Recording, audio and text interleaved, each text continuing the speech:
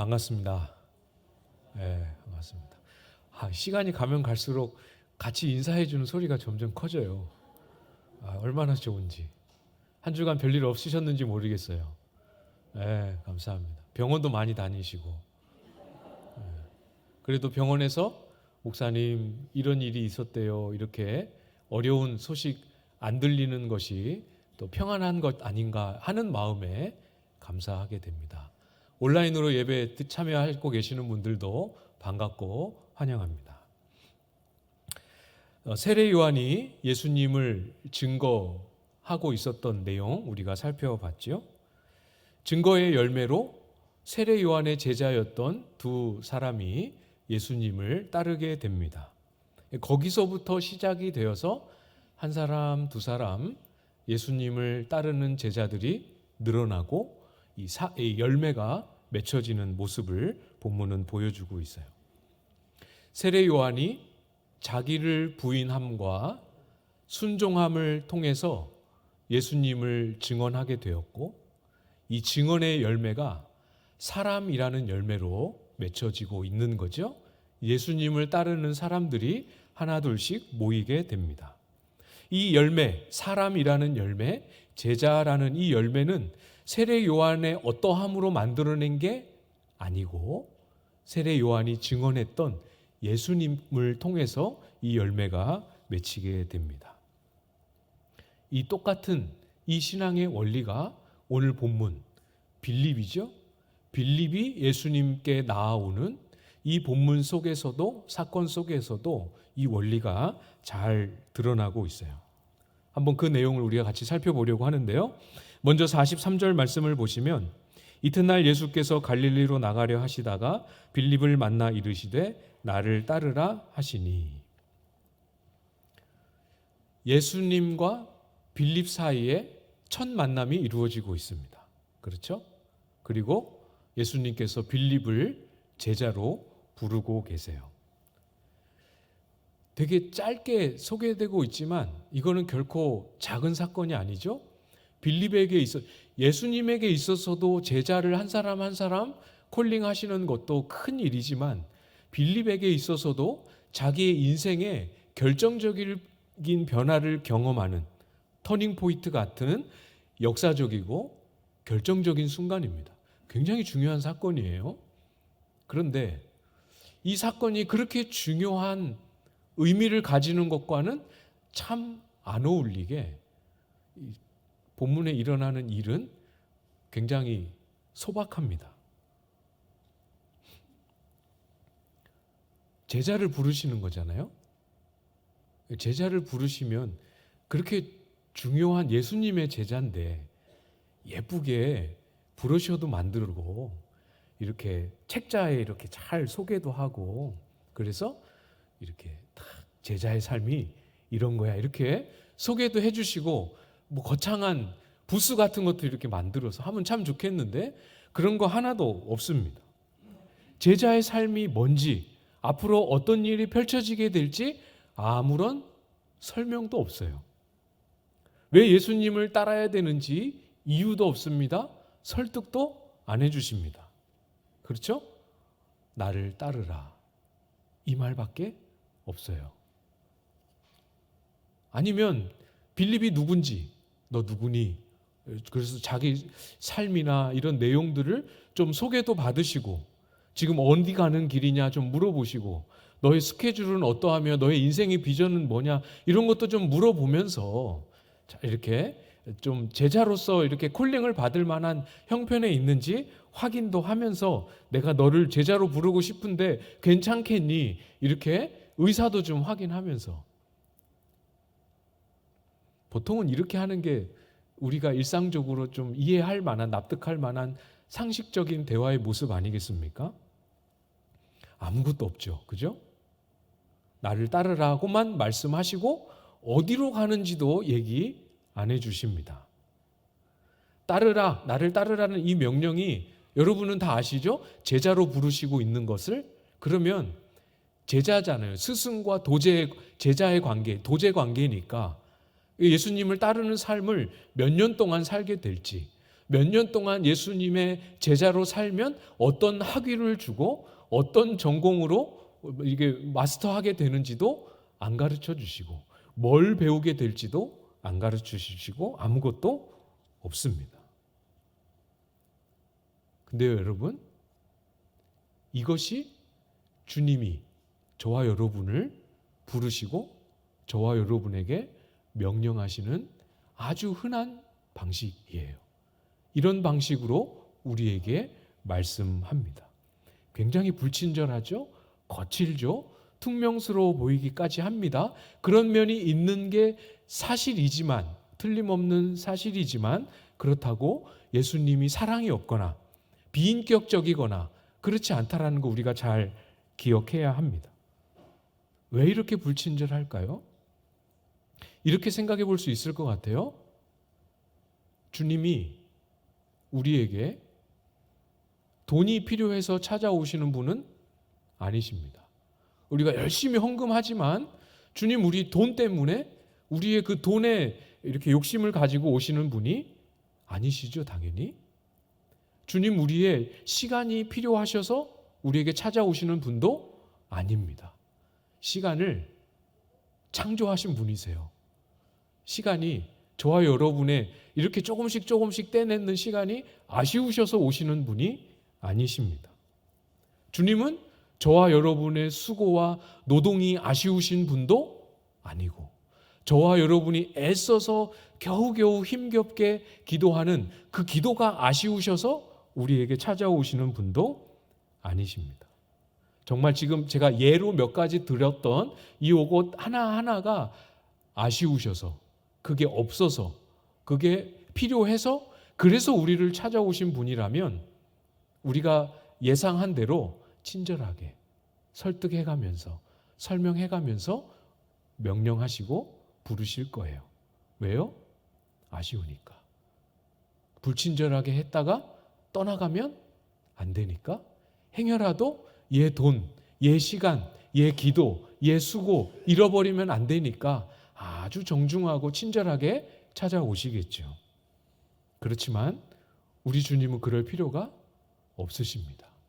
필요 때문에 오시는 게 아니고 주님이 우리와 맺기를 원하시는 관계는 이 이해관계를 전제로 한 그런 관계를 맺기를 원하시는 게 아니기 때문에 설명도 설득도 필요 없으시죠. 아주 큰 권위를 가지고 선포하십니다. 어떤 권위겠습니까? 하나님으로서 명령하실 수 있는 권위가 충분히 있으시지만 그 권위만 가지고 말씀하지 않으시고 모든 것을 다 내어주는 사랑하는 사람이 가지는 권위, 모든 것을 다 주신 사람만 할 수 있는 그 권위를 가지고 대범하게 당당하게 거칠게 선포하면서 우리에게 명령하시는 거죠. 설득이 필요 없는 사랑입니다. 설명이 필요 없는 능력을 가지고 우리에게 찾아오시고 말씀하시는 거예요. 기억하셔야 됩니다. 설득도 설명도 다 필요 없을 만큼 그거 다 안 해도 그거 다 생략해도 괜찮을 만큼 큰 사랑을 품고 행하며 우리에게 찾아오시는 것 절대로 잊어버리시면 안 됩니다. 그렇기 때문에 나를 따르라 이 명령을 듣는 사람이 명령을 듣고 있지만 표현 자체도 명령이고 명령의 형태를 띠고 있지만 이 말을 듣는 사람은 명령을 받았다. 또 명령의 내용이 무엇이다. 이것만 기억하는 게 아니고 명령하신 그분이 누구신가를 경험하고 보게 됩니다. 명령하신 그분이 누구신지를 경험하고 내가 그분을 만났다라는 느낌과 인상을 같이 받게 되는 거죠. 45절 말씀입니다. 45절 말씀을 여러분이 한번 읽어주시겠습니까? 45절 시작.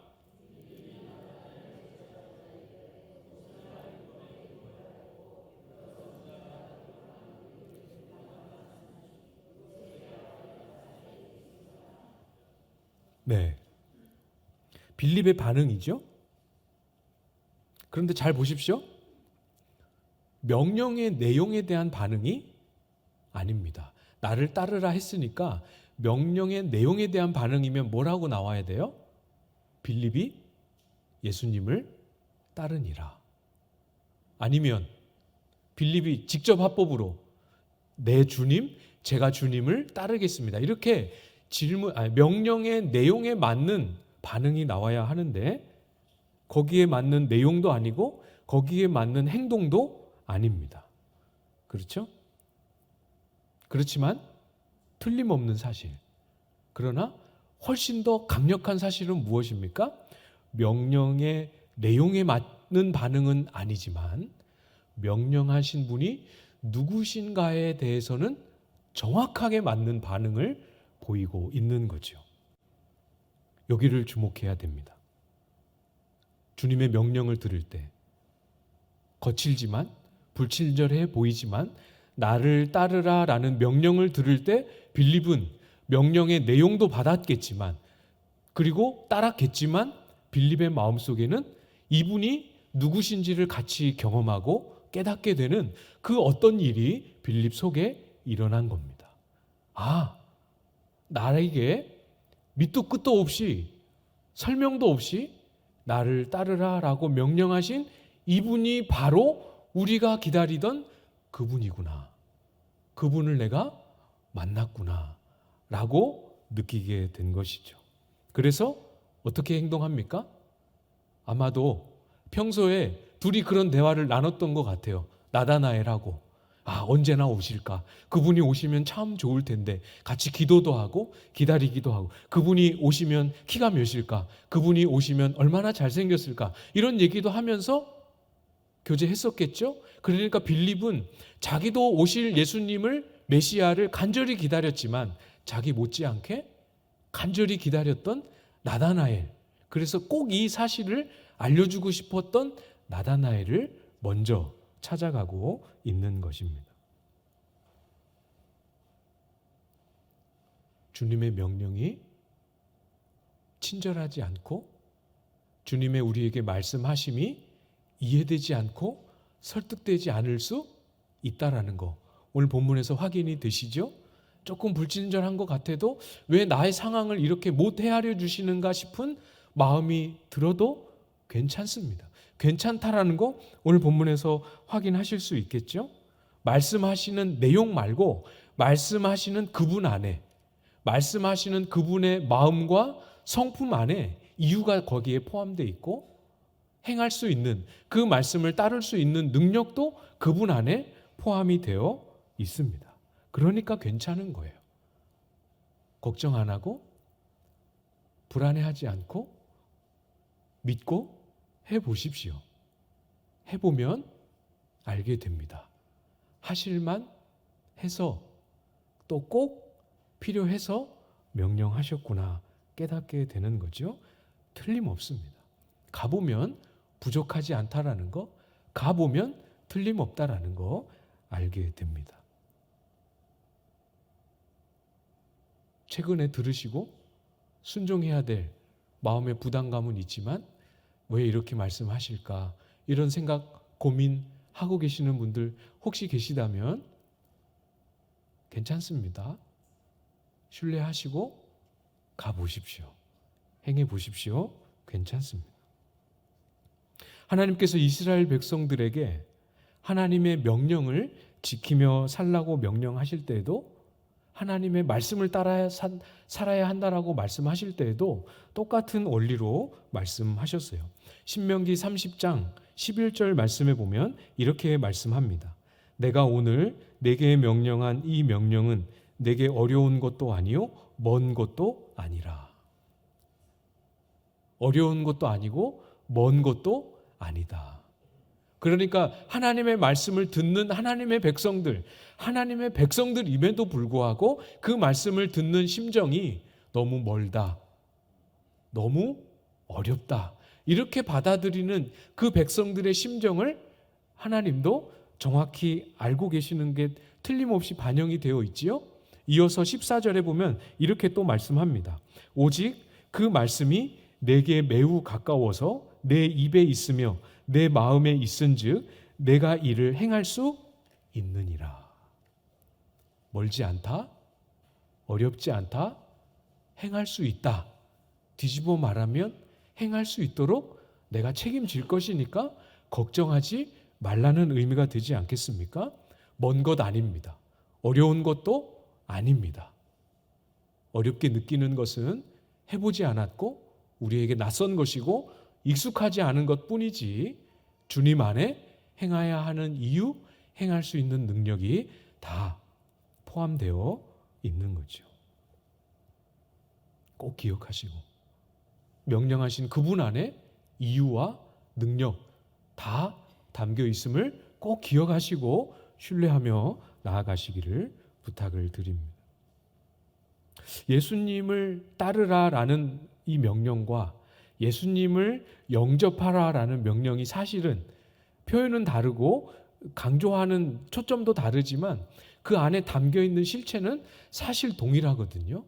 예수님을 영접하는 것도 예수님을 내 마음의 주인으로 모시는 것이기 때문에 똑같습니다. 그런데 사실 체감적으로는 예수님을 영접은 했고 예수님을 영접하라는 말은 어렵지 않게 느끼는데 유독 예수님을 따르라 이 명령은 굉장히 부담스럽고 어렵게 느껴지지 않습니까? 어려운 것이 아니고 동일한 것입니다. 그러니까 예수님이 왜 그것을 명령하시는지, 이 명령을 따를 때 우리의 삶에 어떤 일이 벌어지는지, 이것을 명령하시는 그분이 우리를 위해 어떤 일을 행하신 분이신지, 명령의 내용만 말고 그 명령을 순종할 때 그게 얼마나 어려운지 이것만 말고 이것을 말씀하신 그분께 주목하고 집중하면 이것이 어려운 명령이 아니고 우리의 인생을 향한 얼마나 은혜롭고 복된 명령인가를 깨닫게 되는 거죠. 야, 나한테도, 나 같은 사람에게도 이런 영광스러운 부르심과 초대를 주시나 감사하다, 황송하다 하는 마음이 우리 속에 들게 되는 거죠. 명령하신 그분을 주목할 때. 주님 우리에게 기대하고 계십니다. 여러분의 수고, 여러분의 섬김, 이제까지 살아왔던 그 모든 신앙의 걸음들 너무 신실하고 귀하고 복되지만 그 모든 것들 안에 나를 따르라. 예수를 따름이 그 모든 우리의 신앙과 그 모든 우리의 삶 안에 예수를 따름이 살아있는지 보기를 원하시고 드러내기를 원하시고 예수 따름을 회복하기를 원하고 기대하고 계세요. 이렇게 주일날 예배 와서 예배도 드리고 하는데 예수를 따름을 뭘 또 회복하나 그렇게 생각하시는 분도 혹시 계실지 모르겠습니다. 예수님 당시에도 예수님을 추종하는 사람들이 많았습니다. 예수님의 12제자만 있었던 것이 아니고 70명의 더 넓은 범위의 제자들도 있었고 제자라고 부를 수는 없지만 예수님을 추종하는 많은 무리들, 가는 곳마다 군중들이 몰려오는 그 무리들이 많이 있었습니다. 그렇지만 그 모든 무리를 다 포함시켜서 그 모든 무리를 다 제자라고 부르지는 않는다라는 거 여러분도 잘 아시지요? 어려움이 찾아오고 위기가 찾아오고 예수님의 말씀을 들을 때 이 말씀이 이해하기 어렵고 그럴 때 그 군중들, 그 예수님을 따르는 것처럼 보였지만 무리의 자리에 머물러 있었던 사람들은 다 떠나가고 자기 삶으로 돌아가게 됩니다. 주님이 저와 여러분에게 기대하시는 것, 그렇게 불특정 다수로 일컬어질 수밖에 없는 예수님을 추종하는 무리의 삶이 되기를 기대하는 게 아니라는 거 너무 잘 알고 계시죠? 주님을 따르는 어려움이 와도 불편함이 와도 포기하지 않고 떠나지 않고 주님을 따르는 제자이기를 기대하십니다. 제자가 어떻게 해야 제자입니까? 우리의 마음에 우리의 삶에 예수님을 실제로 따르는 내용이 만들어져야죠. 우리의 삶의 기준이 예수 그리스도가 되고 우리의 삶의 방향과 목표와 중심이 예수 그리스도가 되어져 있는 그런 삶을 우리에게 기대하시는 겁니다. 주님의 이 기대, 예수를 따르라, 나를 따르라 하시는 이 명령, 우리의 삶에 예수 그리스도가 중심이 되고 기준이 되고 방향이 되고 내용이 되어야 하겠구나 하는 내용만 우리 마음속에 남으면 안 된다는 거 이제는 잘 이해하고 계시지요? 그걸 명령하신 그분도 같이 주목해야 합니다. 따를 만한 분입니다.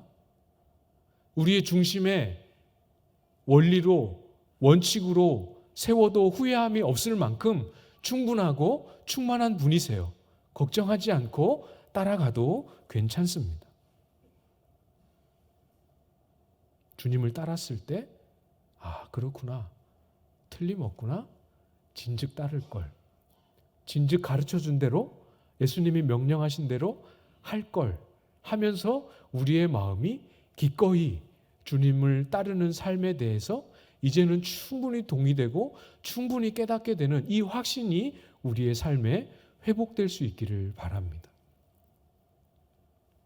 빌립은 그래도 예수님의 명령을 직접 받았잖아요. 그렇죠? 얼굴과 얼굴을 마주하고 예수님의 콜링을 직접 받았습니다. 그러나 나다나엘은 달라요.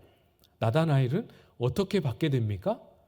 빌립을 통해서, 예수님을 만나기 전에 빌립을 통해서 전도를 받게 됩니다. 그러니까 둘 사이에 당연히 차이가 있을 수밖에 없겠죠? 46절 말씀입니다. 같이 읽어볼까요? 46절 시작. 나다나엘이 이르되 나사렛에서 무슨 선한 것이 날 수 있느냐? 빌립이 이르되 와서 보라 하니라. 차이가 보이십니까? 직접 마주하지 못한 한계가 여기 보이십니까? 직접 마주하지 않았기 때문에 내용만 남을 수밖에 없어요. 그렇죠? 그러니까 안 보이니까, 말씀하신 그분이 안 보이니까 뭐가 보이는 거예요? 자기 지식, 자기 현실, 자기가 아는 거, 자기가 경험한 거. 여기를 쳐다보면 순종하지 못할 이유, 100개도 1000개도 다 세도 모자랄 만큼 순종하지 못할 이유는 많아지게 됩니다. 예수님을 따르지 못할 이유 아주 뚜렷하죠. 나사렛에서 나사렛 출신이라고 그럴 리가 없는데, 만약에 이 복음을 전하고 있는 빌립도 자기가 전하는 분에 대한 이해 없이 자기가 전달하는 내용만 가지고 있었다면 여기서 나사렛에서 무슨 선한 것이 날 수 있겠느냐 이렇게 얘기할 때 빌립은 할 말이 없어요. 그렇죠? 할 말 없습니다. 반박할 말이 없죠. 그러나 빌립이 어떻게 반응합니까? 그런가? 그런가 보네 하고 머리를 극적극적 거리고 나다나엘에게 동의한 게 아니고 아주 자신감 있게 확신에 찬 목소리로 뭐라고 말씀합니까? 와서 보라. 명령의 내용도 중요하지만, 중요하지 않은 게 아니지만 명령하신 그분에 대한 확신, 명령을 주신 그분에 대한 확신, 이것이 훨씬 더 중요한 거죠. 그래서 자신 있게 말할 수 있는 겁니다. 내가 설명은 다 못하지만 와봐, 네가 직접 보면 알게 될 거야, 틀림없어 라고 말할 수 있게 되는 거죠. 주 안에 사랑하는 광안제일교회 성도 여러분, 우리도 이렇게 말할 수 있어야 합니다. 이렇게 말할 수 있는 분들 계시죠? 그렇게 말하면서 주변에 있는 분들에게 하나님이 주신 은혜를 나누셨던 분들, 지금 나누고 계시는 분들도 있으시리라 생각이 됩니다. 이렇게 말할 수 있어야 합니다. 아니, 이렇게 말할 수 있을 만큼 우리에게 말씀하시고 찾아오시고 명령하시는 분이 어떤 분이신지를 경험해야 하는 거죠. 이런 경험과 확신과 자랑거리가 우리의 삶에 많이 회복될 수 있게 되기를 바랍니다. 전도를 하든 양육을 하든 주일학교에서 아이를 가르치든 목장 모임을 인도하든 뭐가 됐든지 간에, 아니 그냥 가까운 믿음의 지체와 정말 신앙적인 대화를 나누든, 그게 무엇이 되었든지 간에 우리의 입에서 나오는 수많은 내용들이 이렇게 해야 돼, 저렇게 해야 돼, 요구와 명령과 명령받은 내용들 뿐이라면 얼마나 많은 한계를 가질 수밖에 없겠습니까? 내용들로만 채워지지 않기를 바라요. 내가 경험한, 내가 확신하고 있는, 내가 분명하게 말할 수 있는 나의 삶에 임하시고 일하신, 우리 공동체 가운데 임하시고 역사하고 계시는 하나님에 대한 자랑거리, 이게 저와 여러분의 삶 가운데, 우리의 모임 가운데, 우리의 예배 가운데 뚜렷하게 회복되고 경험되고, 누가 시키지 않아도 야 그렇던데, 해봐 너도, 야 그렇던데, 와보세요 집사님, 이렇게 말할 수 있는 그런 은혜가 만들어질 수 있게 되기를, 그것이 저와 여러분의 소유가 되고 저와 여러분의 삶이 되고 우리의 교회가 될 수 있기를 주님의 이름으로 축복합니다.